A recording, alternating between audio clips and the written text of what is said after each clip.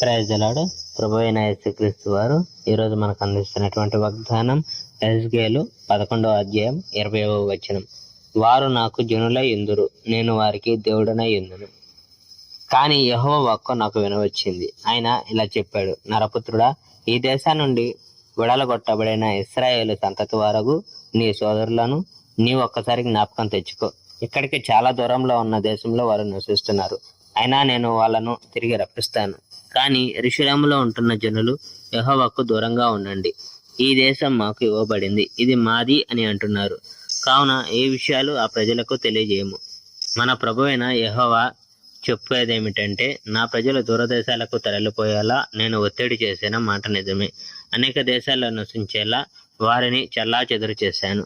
అయినా వాళ్ళు ఆ దేశాల్లో ఉన్నప్పుడు కొద్ది కాలం నేనే వారి ఆలయమై ఉంటాను.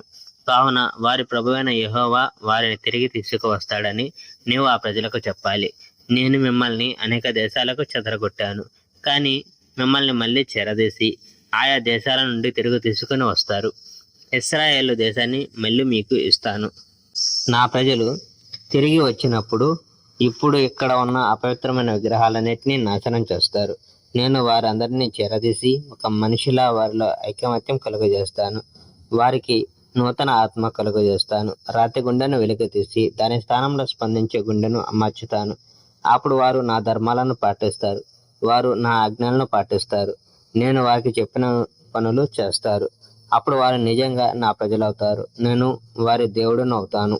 దేవుడు ఇంకా ఎలా అన్నాడు, కానీ ఇప్పుడు వారి హృదయాలు ఆ భయంకరమైన హేయమైన విగ్రహాలకు చెంది ఉన్నాయి కనుక ఆ ప్రజలు చేసిన దుష్కార్యాలకు నేను వారికి శిక్షణ విధించాలి. నా ప్రభువైన యెహోవా ఆ మాటలు చెప్పాడు. Praise the Lord. May God bless our India.